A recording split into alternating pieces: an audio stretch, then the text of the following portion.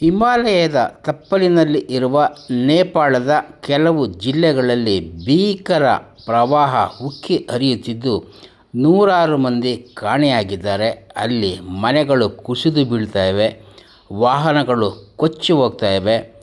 ಕೆಸರು ಇನ್ನಿಲ್ಲದ ದೊಡ್ಡ ಪ್ರಮಾಣದಲ್ಲಿ ಉಕ್ಕಿ ಹರಿತಾ ಇದ್ದು ಅದರಲ್ಲಿ ಸಿಕ್ಕಿಬಿದ್ದಿರುವಂತಹ ಜನಗಳು ಅದರಿಂದ ಪಾರಾಗಿ ಬರುವುದಕ್ಕೆ ಇನ್ನಿಲ್ಲದ ಹರಸಾಹಸವನ್ನು ಮಾಡ್ತಾ ಇದ್ದಾರೆ. ಇದರಲ್ಲಿ ಮಾನಸ ಸರೋವರ ಯಾತ್ರೆಗೆ ಹೋಗಿದ್ದಂತಹ ಭಾರತೀಯರು ಸೇರಿದಂತೆ ಅನೇಕ ರಾಷ್ಟ್ರಗಳ ಜನತೆ ಕಾಣೆಯಾಗಿದ್ದಾರೆ. ಇದು ನೇಪಾಳ ಹಿಂದೆಂದೂ ಕಂಡಿರದಂತಹ ಭಾರೀ ಪ್ರವಾಹ ಆಗಿದ್ದು, ಟಿಬೆಟ್ ಮತ್ತು ನೇಪಾಳದ ಗಡಿಯಲ್ಲಿ ಈ ಭೀಕರ ಪ್ರವಾಹ ಸಂಭವಿಸಿದೆ.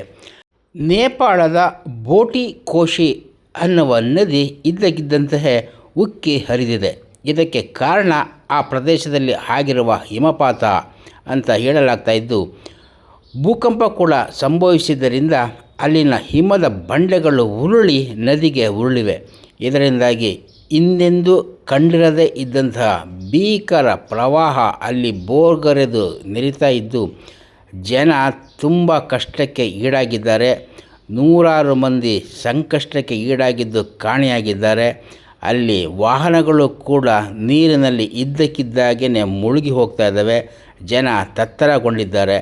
ಅವರನ್ನು ರಕ್ಷಿಸುವಂತಹ ಕಾರ್ಯವನ್ನು ಅಲ್ಲಿನ ಸರ್ಕಾರ ಕೈಗೊಂಡಿದ್ರೂ ಕೂಡ ಅತಿ ಹೆಚ್ಚಿನ ನಷ್ಟ ಹಾನಿ ಉಂಟಾಗ್ತಾನೇ ಇದೆ. ಇದರಲ್ಲಿ ಭಾರತೀಯರು, ಅದರಲ್ಲೂ ಕರ್ನಾಟಕದವರು ಮತ್ತು ನೆರೆಹೊರೆಯ ರಾಜ್ಯದವರು ಕೂಡ ಅದರಲ್ಲಿ ಸಿಲುಕಿಕೊಂಡಿದ್ದಾರೆ ಅನ್ನುವ ಮಾತುಗಳು ಕೇಳಿ ಬರ್ತಾಯಿದ್ದು, ಈಗಾಗಲೇ ಕರ್ನಾಟಕ ಸರ್ಕಾರ ಕನ್ನಡಿಗರ ರಕ್ಷಣೆಗಾಗಿ ವಿಶೇಷ ಸಹಾಯವಾಣಿಯನ್ನು ಕೂಡ ತೆರೆದಿದೆ. ಅಲ್ಲಿ ಇರಬಹುದಾದಂತಹ ಕಷ್ಟದಲ್ಲಿ ಸಿಲುಕಿಕೊಂಡಿರಬಹುದಾದಂತಹ ಕನ್ನಡಿಗರನ್ನು ಹುಡುಕಿ ತರುವುದಕ್ಕೆ ವಿಶೇಷ ಕಾರ್ಯಾಚರಣೆಗಳು ಕೂಡ ಆರಂಭ ಆಗಿವೆ. ಅಲ್ಲಿ ದೊಡ್ಡ ಮಟ್ಟದ ಈ ರೀತಿಯ ಪ್ರವಾಹ ಏರ್ಪಟ್ಟಿರುವಂಥದ್ದು ಹಿಮಾಲಯ ಪರ್ವತದ ತಪ್ಪಲಿನ ಪ್ರದೇಶಗಳಲ್ಲಿ ಹಸಿರು ಮಿಶ್ರಿತ ನೀರು, ಕೆಸರು ಮಿಶ್ರಿತ ನೀರು ಬೋರ್ಗರೆದು ಹರಿತಾ ಇದೆ.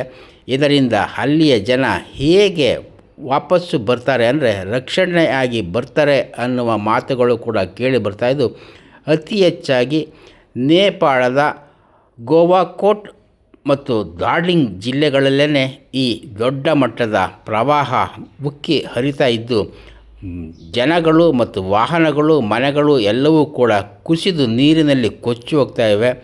ಬರೀ ನೀರಾಗಿದ್ದರೆ ಜನ ಹೇಗೋ ಬಚಾವಾಗಬಹುದಿತ್ತು. ಆದರೆ ಕೆಸರು ತುಂಬಿದ ನೀರು ಇರುವುದರಿಂದ ಅಲ್ಲಿ ರಕ್ಷಣಾ ಕಾರ್ಯ ತಡ ಆಗ್ತಾ ಇದೆ.